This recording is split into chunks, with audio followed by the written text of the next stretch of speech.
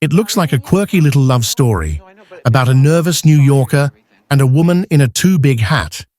But Annie Hall, 1977, was almost a completely different movie. It started life with a cold psychological title, was stuffed with surreal trips to hell, murder mysteries, talking traffic lights, and then brutally chopped down into the bittersweet classic everyone thinks they know. Even the outfits, the cocaine sneeze, and that final "we need the eggs" line came out of accidents, arguments, and last-minute rewrites that rewired film history without most viewers ever noticing. Now we're diving into 15 strange facts you didn't know about Annie Hall. So before we get into part 1, make sure to like this video and subscribe to the channel so you don't miss any of the secrets coming up next. Part 1. The film once had a desperate title. In the mind of a viewer who has watched the film over and over, there is always a strange feeling. Behind that light, witty surface seems to lie an unnamed sadness. Only when digging back through old notes and interviews does that feeling finally get its own vocabulary. At the beginning, the project was not called Annie Hall at all, but carried the cold, clinical title anhedonia, a psychological term for the inability to experience pleasure. The original intent wasn't simply to tell a love story, but to open up the whole life and mind of the main character, stuffing it with romantic threads, mysteries, surreal digressions. The first cut ran around 140 minutes, heavy like a block of memory that didn't know where to begin. The viewer imagines that rough cut as a body that's grown too big, stumbling along the beach without ever taking off. Every time the name anhedonia comes to mind, the same negative pattern flickers up, a fear of not being able to feel joy, a fear so strong that the people making the film had to slice off whole chunks until only the part remained that they dared to believe audiences would actually love. Part 2. Trips to Hell, erased from memory. Watching the finished version, the viewer sees only a few surreal touches: the animated sequence, the childhood memory under the school desk, the moments that break the fourth wall. But in earlier drafts, the imagination wandered far further. The script once contained a forest of fantasy sequences, the main character and the person he loves, leaping through time into the Garden of Eden, joining the French Resistance, walking through Nazi Germany, parodying films like Angel on My Shoulder and Invasion of the Body Snatchers, even visiting a hell where Richard Nixon appears, then watching a basketball game between the New York Knicks and a team of philosophers like Nietzsche and Kierkegaard. In the viewer's mind, all those unshot scenes are like severed timelines. Each time the film settles into a very grounded moment, an awkward date, a narrow stairway, a glance that won't quite connect, the viewer can feel a familiar negative habit at work. Every idea that strays too far into the fantastical gets pushed off to the edges, as if the fear of going too far for the audience to believe is always sitting right beside the editing table. Part 3. A murder mystery that vanished and reappeared as another movie. The viewer is used to the moment when the couple decide to skip a Bergman film at the last minute and veer off into the New York night. On screen, it's just a small turn in a relationship already wobbling. But for anyone who digs into the early drafts, that detour was once the gateway to an entirely different story. In the original script, the decision to walk out of the cinema led them to accidentally witness a murder and get drawn into solving it. That entire plotline was removed from the final film, but years later, it was recycled as the core of Manhattan Murder Mystery, 1993, once again with a familiar couple at the center. The viewer recognizes another quiet recurrence. Whenever the story becomes too sensational, it gets pushed out of the evolving film. but doesn't really die. It waits nearly 2 decades to return in another body. That hesitancy, that fear that adding another genre layer would ruin the fragile rhythm of the film, pushed a whole murder mystery into the future. Part 4. A $1 million ad campaign. Killed before birth. From today's perspective, Annie Hall sounds soft and melodic, like the name of a jazz standard. But at the time, the distributor was wrestling with something very different. Anhedonia. United Artists understood how unmarketable that gloomy word was, so they hired an ad agency to prepare a city-by-city newspaper campaign. Anhedonia invades, city name, a pun customized for each locality. That multi-million-dollar plan was ultimately scrapped when the studio persuaded the director to change the title. Looking back, the viewer sees a familiar pattern. The fear that audiences won't get it makes the people holding the money constantly adjust the story, this time not with scissors in the editing room, but by forcing a new title. The interference is negative in its own way, but it accidentally opens the door for the name that would become iconic. Annie Hall. Warmer, more human, firmly tied to the woman at the center. Part 5. The lead character basically stole the actress's real name. A curious viewer poking into biographies discovers that Diane Keaton was actually born Diane Hall, and her nickname growing up was Annie. When Anhedonia was set aside, the film simply borrowed her real surname and combined it with her childhood nickname to create the character's name. The filmmakers openly admit that the character's personality, style, way of speaking, even rhythm of laughter were essentially lifted straight from the real person. For the viewer, this turns a sense of connection into something slightly unsettling. Are they watching a fictional character or spying on someone's real life translated into clever dialogue? Once again, the negative pattern resurfaces. When the original film was chopped to pieces, what survived strongest was the relationship between two very real people. So real that the line between life and movie blurred, leaving the creator later confessing disappointment with the shell that remained. Part 6. A talking traffic light, thrown into the river. In the viewer's imagination, the New York of the film feels like a place where everything can talk. Lobsters, strangers in line, even the jokes in someone's head. But there was once a moment where even the person who invented that world felt they had gone too far.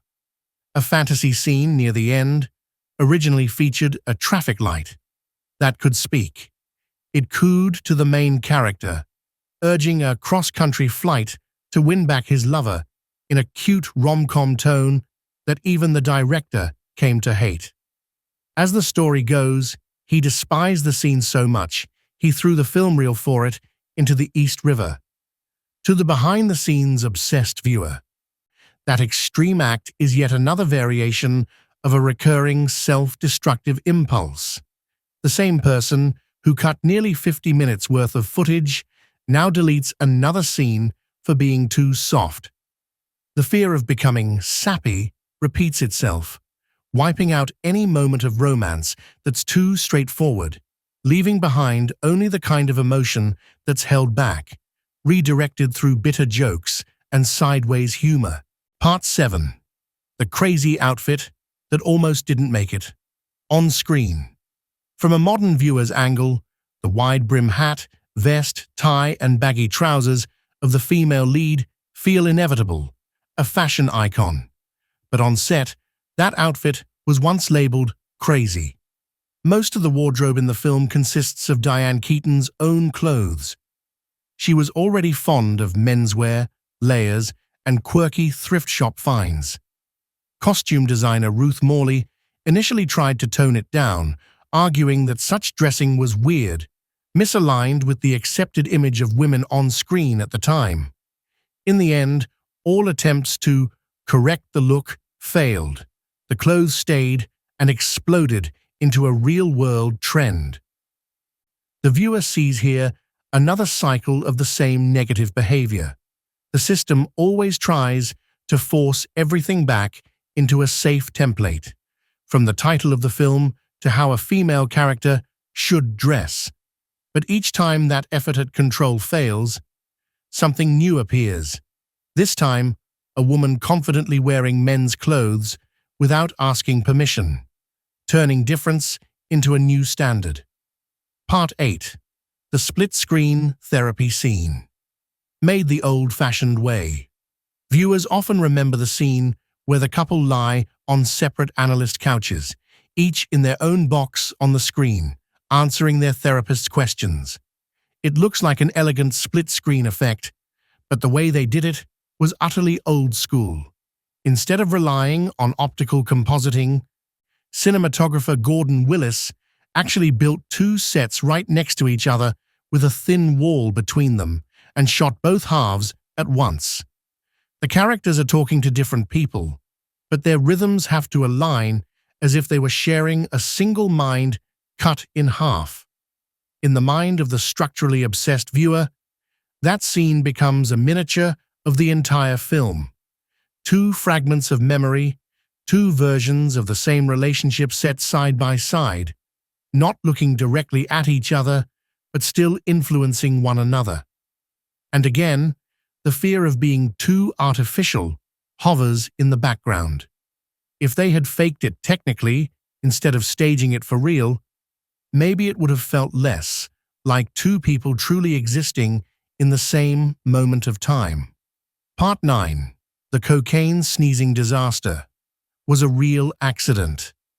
In one of the film's biggest laughs, the main character accidentally sneezes and blows an expensive box of cocaine all over the room. The audience laughs, assuming it's a perfectly calculated gag. But the truth is different. That sneeze was completely spontaneous on set.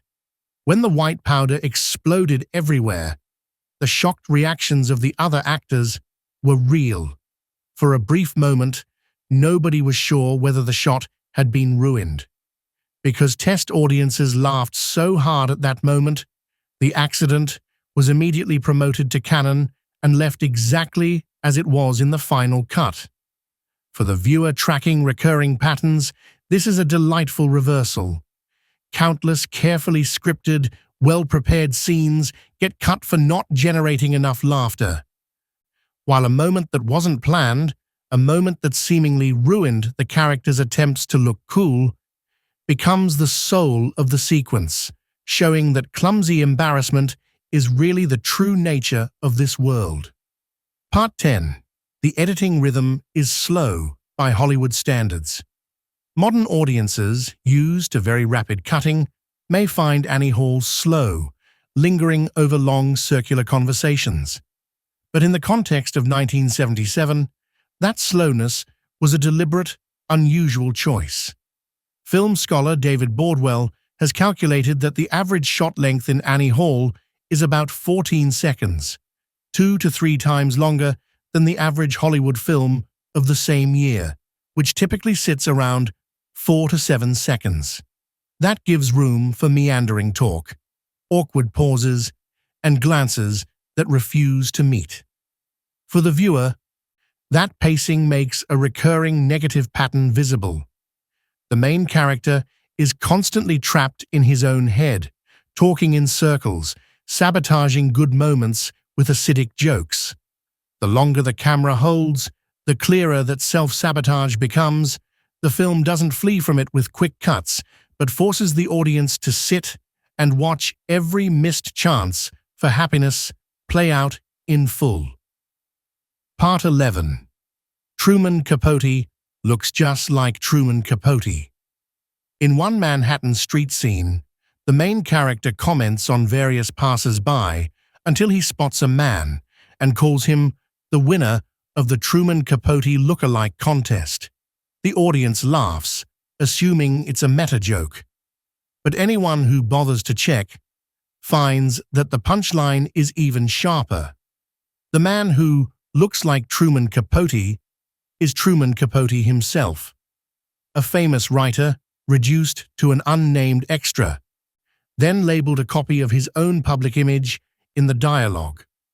To the viewer, sensitive to negative motifs, it's a quietly cruel bit of self-mockery. In this film's universe, even celebrities get swallowed into the crowd and treated as faded versions of their own personas. The film repeats what it always does to its main character as well, turning everyone into material for a joke, regardless of status or ego. Part 12. 3 supporting actors shared a parallel life in horror. For viewers who like tracking faces, Annie Hall is a tiny map of the future. Several actors who later became stars show up in brief roles: Christopher Walken, Jeff Goldblum, Beverly D'Angelo, and others. Strangely, all 3 of them also appear in a horror film released that same year. The Sentinel, 1977, set in a grim, haunted Brooklyn. The complete opposite of Annie Hall's soft lighting and bittersweet laughter. It's as if, that year, the same group of young faces was tossed into 2 opposing universes, one obsessed with literal demons, the other haunted by jokes and the inability to be content. In the viewer's mind, this becomes a weird callback, a single generation of actors walking through both horror and romantic comedy, carrying the same sense of unease. In either setting, their characters are caught up in cold systems. In horror, a supernatural conspiracy. Here, the habit of overanalyzing every feeling until it breaks. Part 13. The "We Need the Eggs" ending was born in a taxi. Many viewers never forget the final monologue about the man whose brother thinks he's a chicken, and the punchline that they keep him that way because we need the eggs. Few realize that this ending almost never existed. In the early cuts, the creative team struggled to find a satisfying conclusion. Preview screenings initially used a bleak, stiff final scene, just an awkward post-breakup meeting. Then, during a taxi ride on the way to a preview, the director came up with the idea for the "We Need the Eggs" story, scribbled down a few lines, and turned it into the closing voiceover everyone now remembers. Knowing this, the viewer sees another bitter repetition. Even the ending is the product of last-minute improvisation, like a romantic decision made in a rush on the way to work. Doubt drags on too long, until time corners the storyteller into picking one metaphor, and that metaphor perfectly captures the film's central negative pattern. Recognizing that a relationship is full of problems, yet clinging to it because the emptiness of life without it feels worse. Part 14. A box office. Triumph the creator didn't really love. Looking at the numbers, the viewer sees a very different story. In 1977, Annie Hall grossed more than $38 million in the US alone, which, adjusted for inflation to 2015, would be roughly $139 million, making it the director's highest-grossing film in real dollars. 4 Oscars, including Best Picture, are just the tip of the iceberg. And yet the person behind the camera has never truly loved this film.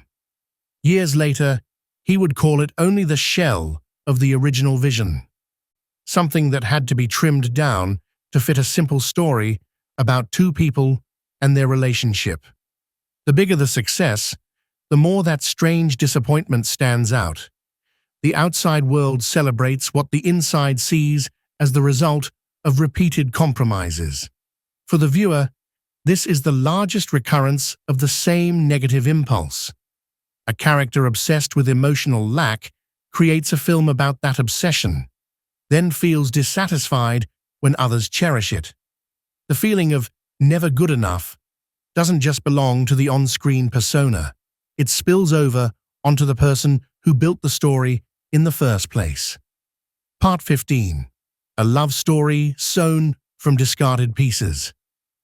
Looking back at all these strange facts, the obsessed viewer realizes something. What they are watching is actually a final patchwork, assembled after countless parts have been thrown away.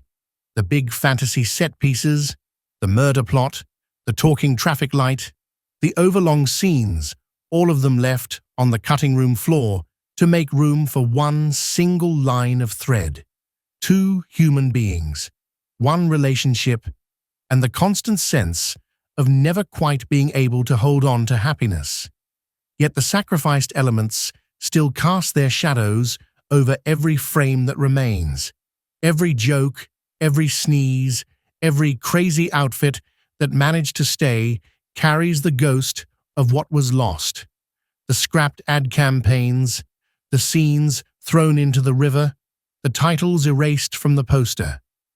The viewer sees the film as a love story that has gone through many rounds of self-sabotage. Each time coming close to what it wants, it pulls back. And maybe that is why Annie Hall doesn't age. It isn't just a witty romance. It's a diary of a mind that keeps doubting itself, cutting away, starting over, on screen and off. These 15 strange facts are only the visible stitches on the surface. Beneath them lies a fear of not knowing what happiness is, paired with the relentless urge to keep telling the story of it, over and over again, and over again.